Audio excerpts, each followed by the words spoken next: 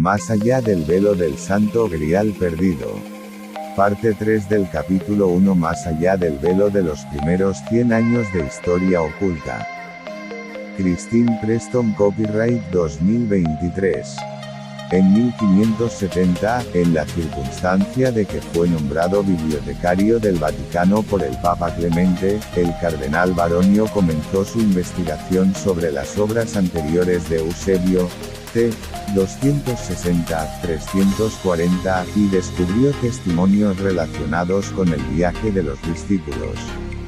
Así, unos 1245 años después de que Eusebio participara en el Concilio de Nicea 325 d.C., Baronio trabajó durante 30 años para completar una crónica que comprendía 12 volúmenes en folio con el título Anales Eclesiásticos desde la Natividad de Cristo hasta 1198. Fue una historia de los primeros 12 siglos de la Iglesia cristiana, publicada en 1597 y 1601. Eusebio de Cesarea, obispo de Cesarea Marítima en la provincia romana de Siria-Palestina, quien vivió en los siglos III y V, fue un defensor de la noción de que los apóstoles pasaron más allá del océano a las Islas Británicas. Fue el primer historiador en rastrear el auge del cristianismo durante los primeros 3 siglos, desde Cristo hasta Constantino, y lo hizo en un relato cronológico en su historia eclesiástica. Debido a que Constantino amenazó con exiliar a los obispos si no aceptaban la fórmula nicena, Eusebio no expresó su opinión y solo se opuso a la excomunión de Arrio. En sus anales eclesiásticos, el cardenal Baronio afirma que en el 35 d.C., Lázaro, María Magdalena, Marta, Marcela y Máximo Minimus emprendieron un viaje marítimo en un barco sin remos y desembarcaron en Marsella, en el sur de Francia. Lázaro y María difundieron el Evangelio en Francia en este momento. José de Arimatea llegó a Britania con una compañía no pequeña de seguidores, donde tanto él como sus compañeros predicaron con fervor el Evangelio y las enseñanzas de Cristo. Por esto, muchos hombres se convirtieron a la verdadera piedad, llenos de este fruto saludable, y fueron bautizados. Esos hombres estaban ciertamente llenos del Espíritu Santo. Recibieron como un regalo real una pequeña parcela de tierra a unas 4 millas de la ciudad de Wells, donde sentaron las primeras bases de la nueva religión y donde hoy hay una magnífica iglesia y un monasterio benedictino. El nombre del lugar es Glastonbury. Los primeros comienzos de la piedad cristiana existieron en Britania. Es probable que el puerto desde el que partieron los discípulos haya sido Cesarea, porque según el Nuevo Testamento, algunos discípulos viajaron a esta ciudad, el hogar de San Felipe, uno de los 72 hombres que Jesús envió en Lucas 10:1. Se ha sugerido que huían de una persecución registrada en los Hechos de los Apóstoles, pero aunque hubo seguidores que huían a Fenicia en ese momento, los discípulos pudieron haberse reunido en Cesarea ya que era hora de que partieran hacia los 4 confines del mundo para predicar a las naciones que descendían de las llamadas tribus perdidas de Israel, y siguiendo las instrucciones de Cristo, estaban limitados a eso. Según la tradición francesa, Máximo ya era arzobispo en el año 35 d.C., y el grupo se separó después de llegar a Francia. Al menos 12 de los discípulos continuaron con José de Arimatea, el noble Teos, a Britania, porque el apóstol Felipe lo había nombrado su líder para evangelizar las islas británicas. Los peregrinos llegaron a tierra sanos y salvos, ya que habían podido obtener velas y remos en la ciudad norteafricana de Cirene. Luego se dirigieron por la ruta comercial a Marsella, llegaron a Marsella en el 35 d.C., y algunos de los discípulos permanecieron en Francia para su labor de evangelización, y José de Arimatea, junto con 12 discípulos, continuaron a lo largo de las costas atlánticas de España y Francia hasta las Islas Británicas. Se decía que habían llegado a Somerset a través de Bretaña. En los apócrifos Hechos de Magdalena o Vida de Santa María Magdalena, compilados en los siglos VIII y X, Rabano Mauro, arzobispo de Maguncia, afirma que llegaron a Marsella, se separaron y predicaron por todas partes. Nos dice algunos de los nombres de los discípulos que viajaron con José de Arimatea, las dos hermanas de Betania, María y Marta, Lázaro, quien fue resucitado de entre los muertos, San Eutropio, San Salomé, San Cleón, San Saturnino, Santa María Magdalena, Marcela, la mater de las hermanas de Betania, San Máximo o Maximino, y Máximo Minimus, San Marcial y San Druso Restituto. Este texto se considera auténtico y se encuentra en la Biblioteca Bodleiana de la Universidad de Oxford. La ruta que tomaron se describe detalladamente, siguieron la conocida ruta comercial fenicia a Britania, como lo describió Diodoro Sículo. Este es el viaje que fue reportado por el bibliotecario e historiador del Vaticano como ocurrido en el 35 d. C. Notamos en la lista que María Magdalena estaba en el barco que llegó a las costas provenzales del sur de Francia en el 35 d. C. La otra María era la esposa de Cleofás. Esta María y Marta eran las hermanas de Betania. José de Arimatea estaba con ellas y era dueño del barco. Restituto era un hombre nacido ciego, según la leyenda. Aquellos que habían seguido a Santiago fueron arrojados a un barco sin remos ni velas en la costa de Palestina, cerca del Monte Carmelo, que está a 23 millas al norte de Cesarea Marítima, en la costa de Palestina, en el camino a Tiro y Egipto. Hipólito, c. 170, 236 d. C. Considerado uno de los historiadores cristianos más eruditos, identificó a los 70 que Jesús envió, como se indica en Lucas 10. Incluye a Aristóbulo, quien figura en Romanos 4 y 10 de la tarde, quien se convirtió en pastor en Britania, como escribió William Camden en 1674.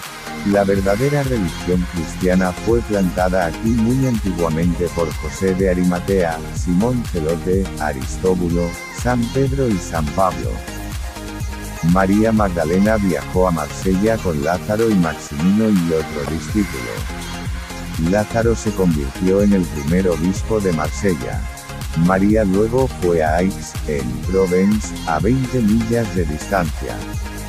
Maximino se convirtió en el primer obispo de Aix, pero María se habría retirado a una cueva que se ha conocido como su santuario en Saint-Baume en Var, donde supuestamente se refugió después de evangelizar Provenza. Después de su muerte, el cuerpo de María fue colocado en un sarcófago de alabastro. Se dice que sus restos residen en la Basílica de Santa María Magdalena en la ciudad de Saint-Maximin, la Saint-Baume. Que predicaron por todas partes no se puede negar debido a los antiguos nombres de lugares en Francia y Bretaña, el más importante de los cuales es Mont Saint-Michel. Este arzobispo también escribió que después de llegar a Marsella, los discípulos se separaron y fueron a donde el Espíritu Santo los dirigió. Una traducción de los documentos de Rabano Mauro que cuentan la historia de Lázaro y María difundiendo el Evangelio en Francia se proporciona en la vida de Santa María Magdalena y su hermana Marta, una biografía medieval, 1939, de David Hugh Farmer. En un artículo titulado What Happened to the British Church, se registra la declaración que Polidoro Virgilio hizo en 1534, con el comentario de que fue la razón por la que el bibliotecario del Vaticano, el cardenal César Baronio, emprendió un estudio de las obras anteriores de Eusebio en la colección de la biblioteca en Roma, de la siguiente manera: Arviragus fue el principal jefe en Britania durante el principado de Nerón, 54-68 d. C. En este tiempo, José de Arimatea, quien según Mateo el Evangelista dio sepultura al cuerpo de Cristo, ya sea por casualidad o de acuerdo con la voluntad de Dios, llegó a Britania con una compañía no pequeña de seguidores, donde tanto él como sus compañeros predicaron con fervor el Evangelio y las enseñanzas de Cristo. Por esto, muchos hombres se convirtieron a la verdadera piedad, llenos de este fruto saludable, y fueron bautizados. Esos hombres estaban ciertamente llenos del Espíritu Santo. Recibieron como un regalo real una pequeña parcela de tierra a unas 4 millas de la ciudad de Wells, donde sentaron las primeras bases de la nueva religión y donde hoy hay una magnífica iglesia y un monasterio benedictino. El nombre del lugar es Glastonbury. Los primeros comienzos de la piedad cristiana existieron en Britania. Raymond Caff, un prolífico investigador en este tema, señaló que la Biblia está extrañamente silenciosa sobre José de Arimatea a pesar del papel dominante que desempeñó en la difusión del cristianismo. John de Kaiser también encuentra extraño que después de que José le pide a Pilato el cuerpo de Jesús, no se mencione nada más sobre él. Él dibuja un retrato de él que es bastante sorprendente. Las tradiciones señalan que José era un hombre de refinamiento, bien educado y poseedor de muchos talentos. Evidentemente, tenía extraordinarias habilidades políticas y comerciales que le ayudaron a convertirse en uno de los hombres más ricos del mundo de esa época. Su posición financiera y social se puede estimar cuando nos damos cuenta de que poseía una casa palaciega en la ciudad de Jerusalén y una finca justo fuera de los límites de la ciudad.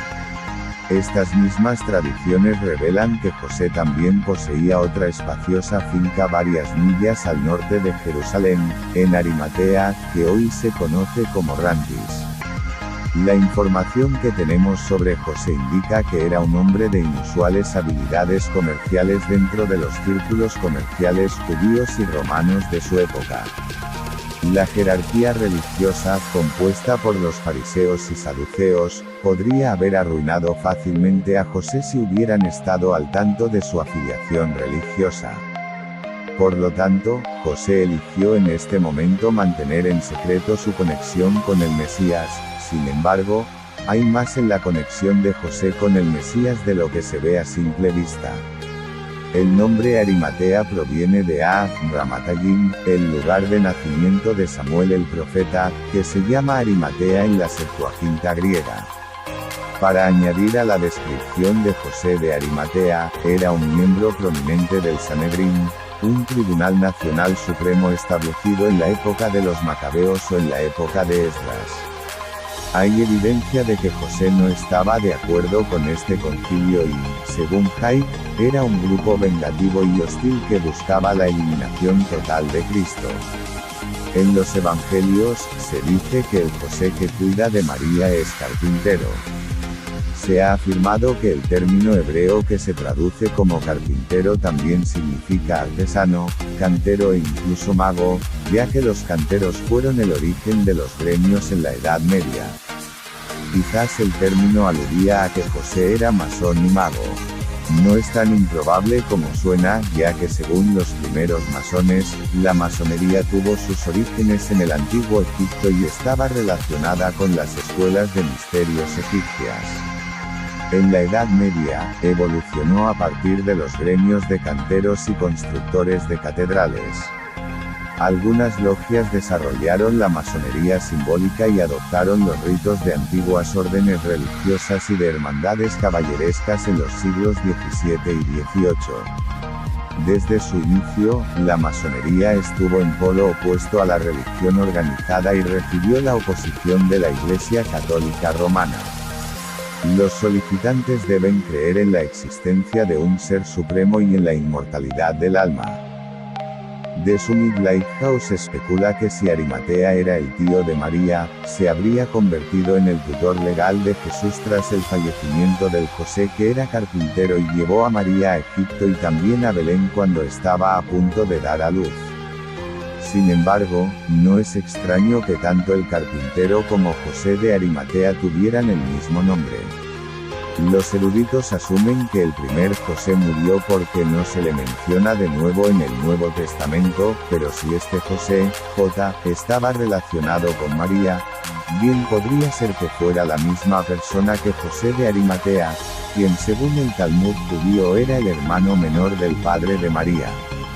Es más plausible que tras el fallecimiento de su padre cuando ella tenía 15 o 16 años, su hermano José de Arimatea se convirtiera en su tutor legal.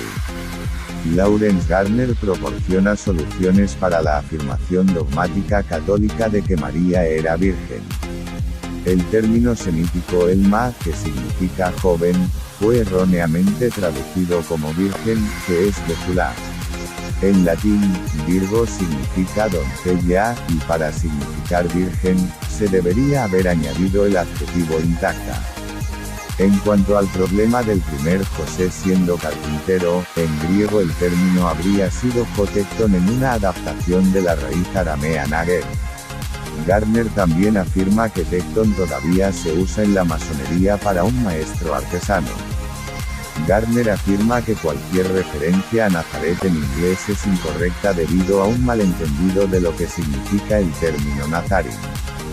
Deriva de un término árabe para los cristianos, Nazara o Nazara, de Nri Abrid, guardián del pacto, que se usaba para los esenios que podrían. Vuelve a este canal para más partes del capítulo 1 más allá del velo de los primeros 100 años de historia oculta.